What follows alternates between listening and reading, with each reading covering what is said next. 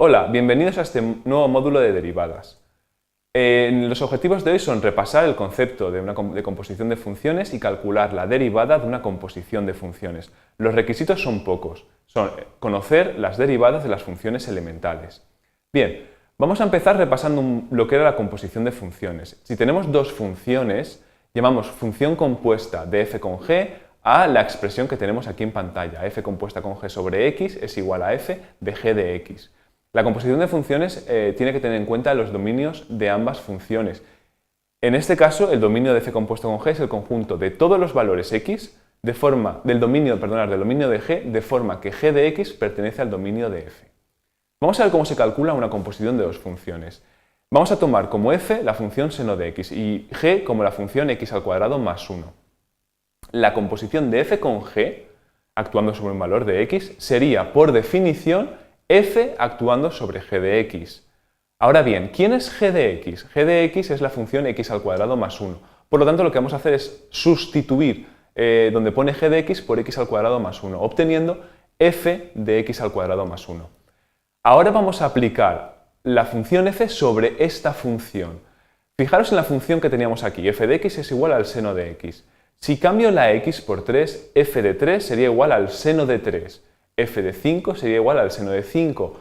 F de pi, por ejemplo, sería igual al seno de pi. Pues bien, f de x al cuadrado más 1 sería igual al seno de x al cuadrado más 1. Y ya hemos calculado la composición de f con g. También podemos calcular la composición de g con f, en este caso. Y por definición sería simplemente g actuando sobre f de x. Mismo procedimiento que antes. Sustituimos la función f por el valor que tenemos aquí arriba, que sería seno de x. Ahora, ¿quién es g de seno de x? Se trata de irnos a la función g y cambiar la x por la función seno de x. En este caso nos quedaría seno de x al cuadrado más 1. Como podéis observar, f compuesto con g no tiene por qué ser igual a g compuesto con f. Bien, ¿cómo derivamos una composición de funciones? La fórmula la tenéis aquí mismo. F compuesto con g derivada actuando sobre un valor de x es f' de g de x por g' de x. Por supuesto, para que esto ocurra, f ha de ser derivable en g de x y g ha de ser derivable en x. Entonces, f compuesto con g sería también derivable en x. Bien, vamos a ver cómo calculamos una derivada de una composición. Voy a tomar las mismas funciones que en el ejemplo anterior. F de x será el seno de x y g de x es igual a x al cuadrado más 1. Como hemos visto antes, la composición f con g nos daba seno de x al cuadrado más 1. ¿Cómo derivamos esta función? Bien, vamos a utilizar esta propiedad que tenemos aquí arriba. La derivada sería, por definición, f' de g de x por g' de x.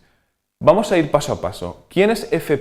Bueno, pues si tenemos que f de x es el seno de x, esta es una función elemental, su derivada todos recordamos que es coseno de x, por lo tanto tenemos que poner aquí coseno. Pero fijaros que la derivada está actuando sobre g de x, y g de x será x al cuadrado más 1, por lo tanto pongo coseno de x al cuadrado más 1. Continuamos con la fórmula. Ahora tenemos un por g' de x. ¿Quién es g?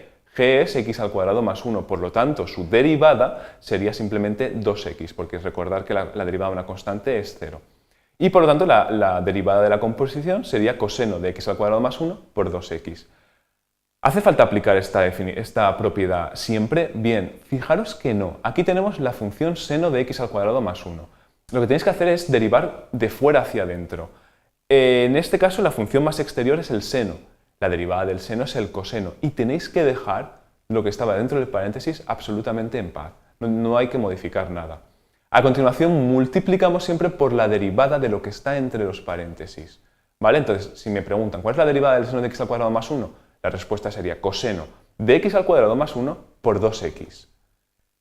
Con esta regla de la cadena, todas las fórmulas que habíamos visto de derivadas cambian.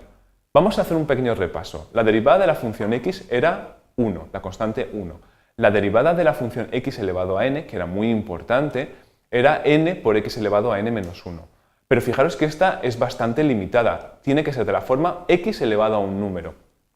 ¿Qué pasa si no tenemos x elevado a un número y tenemos, por ejemplo, una función elevado a un número? Bien, en este caso, la misma regla de antes nos dice que la derivada sería n por g de x elevado a n menos 1.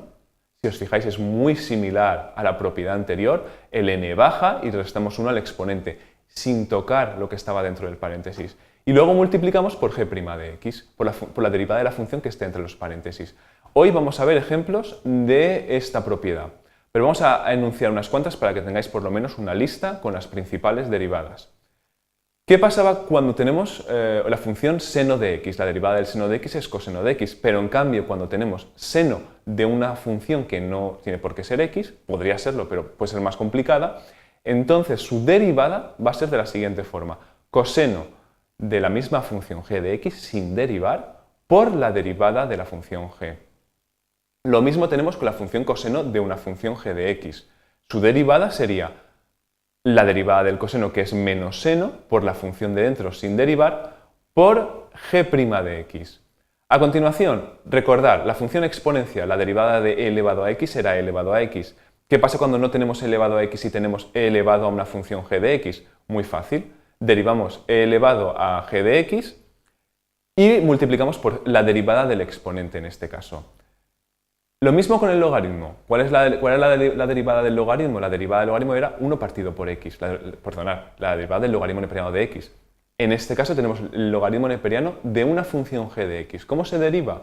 Pues es 1 partido por g de x por g' de x. Lo mismo ocurre con las demás. Fijaros en algo, quiero decirlo ahora. G' de x por g' de x por g' de x siempre está al final de esta columna. Todas las derivadas van a ir acompañadas por la derivada de lo de dentro.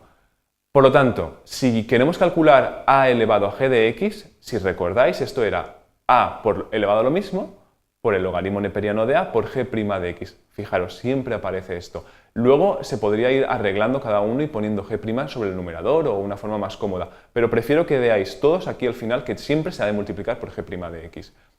El logaritmo en base a de g de x, lo mismo que el de antes. En realidad su derivada sería 1 partido por g de x por el logaritmo neperiano de a por g' de x. Y nos faltan tres: la del arcotangente, la del arcoseno y el arcocoseno. La del arcotangente consiste en hacer lo siguiente: es 1 partido por 1 más la función que tenemos aquí detrás del arcotangente, g de x al cuadrado por g' de x. La del arcoseno, lo mismo. ¿Cuál es la derivada del arcoseno de una función g de x? Es 1 partido por la raíz cuadrada de 1 menos g de x al cuadrado por g' de x. La derivada del arcoseno de g de x sería lo mismo de antes, pero cambiaba solamente el signo, menos 1 partido por la raíz cuadrada de 1 menos g de x al cuadrado por g' de x. Bien, ya tenemos una lista de derivadas aplicando la regla de la cadena. Me gustaría que viéramos ahora unos cuantos ejemplos utilizando una de ellas, en concreto la derivada de la función g de x elevado a n. Y os recuerdo que era simplemente n por g de x elevado a n menos 1 por g' de x. Aunque parezca complicado, al final es muy sencillo, como vais a ver ahora. Mirad, vamos a considerar la función f de x igual a x al cuadrado más 2x más 1 elevado a la cuarta. Tenemos aquí una función elevado a un número. En este caso, la función g de x sería x al cuadrado más 2x más 1 y n sería el 4. ¿Cómo derivamos eso? Pues fijaros, el 4 pasa adelante.